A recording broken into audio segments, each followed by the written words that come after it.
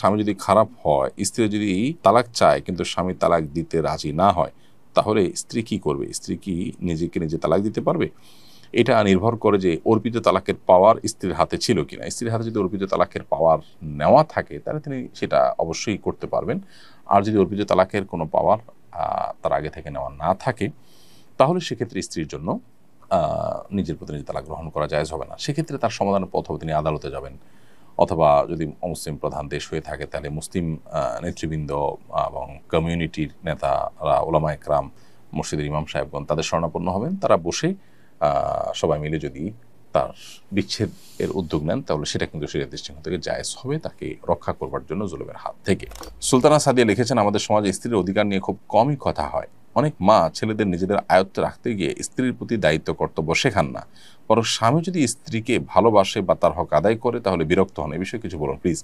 ইসলাম আমাদের প্রত্যেককে যার যার দায়িত্বের উপরে সচেতন হতে বলেছে, সেটা মা হন, স্ত্রী হন, স্বামী হন, স্ত্রী হন, বাবা হন, ছেলে হন, সবার জন্য প্রযোজ্য। অতএব আমরা আজকাল যতটা অধিকার সচেতন ততটা কর্তব্য সচেতন নন।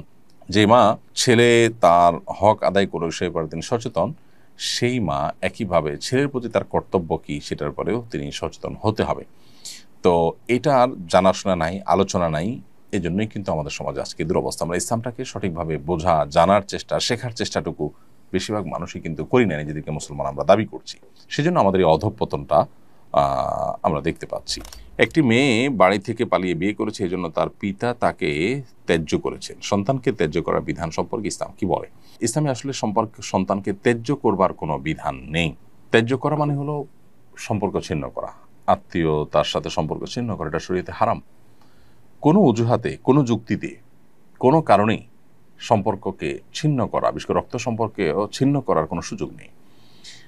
সে ভিডিওটা আমাদেরও দেখার সুযোগ হয়েছে, আমরাও দেখেছি যে বাবা এবং মেয়ে দুজনেই সানন্দে এবং স্বেচ্ছায় একে অন্যকে ত্যাগ করে চলে যাচ্ছেন। এর চেয়ে দুর্ভাগ্যজনক আর কিছু নেই। তাদেরকে আমরা অনুরোধ করবো তারা যেন আল্লাহকে ভয় করেন, নিজের ইগো, নিজের জেদ, নিজের খেদ, এই সব কিছুকে আল্লাহর নির্দেশের সামনে কোরবানি করে দেন। তাহলে সেক্ষেত্রে দিন শেষে তারা মুসলমান হয়ে উঠতে পারবেন এবং সত্যিকারের যে আত্মসমর্পণকারী সেটা হওয়ার সুযোগ হবে তখন। এই জন্য এই বিষয়টাতে আমাদের খুব বেশি মনোযোগ দেওয়া উচিত, আমরা যাতে কোনোভাবেই আল্লাহর বিধানের বাইরে গিয়ে নিজেদের ইগোকে প্রাধান্য না দিই। এবং এভাবে যদি ত্যায্য করেও শরীরের দৃষ্টিকোণ থেকে এটার কোনো ভ্যালু থাকবে না। এখন প্রশ্ন হলো, একটা মেয়ে খারাপ পথে চলে গেছে, একটা ছেলে খারাপ পথে চলে গেছে, তাকে শাসন করা যাবে না? হ্যাঁ, শাসন করবেন। শাসন করতে গিয়ে সম্পর্ক ছিন্ন করবেন না। শাসন করার জন্য শরিয়ার সীমানা থেকে অনেক শাসন আপনি করতে পারেন। জীবদ্দশায় যদি কোনো টাকা পয়সা দেন, সম্পদের বন্টন করেন, যে খারাপ কাজ করেছে বা খারাপ পথে গেছে তাকে শাসন স্বরূপ তাকে আপনি কম দিলেন, এই সুযোগ আছে। একজন ভালো কাজ করেছে তাকে একটু বাড়িয়ে দিলেন, সে সুযোগ আছে।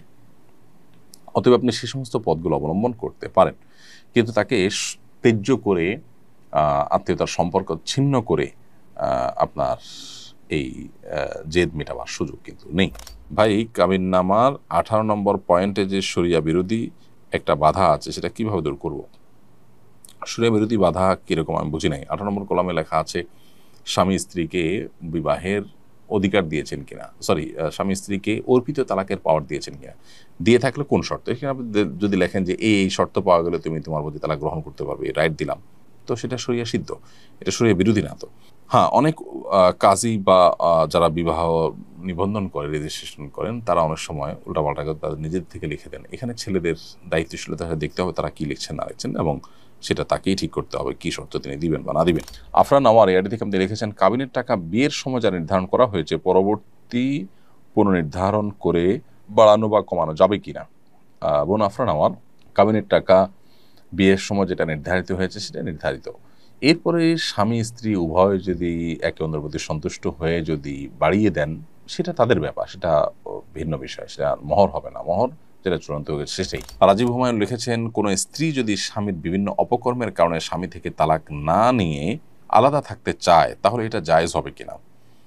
ভাই রাজীব হুমায়ুন, স্ত্রী যদি স্বামীর কোনো অপকর্মের কারণে অসন্তুষ্ট থাকেন তাকে বোঝাবার চেষ্টা করবেন না, অভিমান করবেন, কিন্তু আলাদা থাকবেন, স্বামীর কোনো হক আদায় করবেন না, আবার তালাকও নেবেন না, এটা হতে পারে না।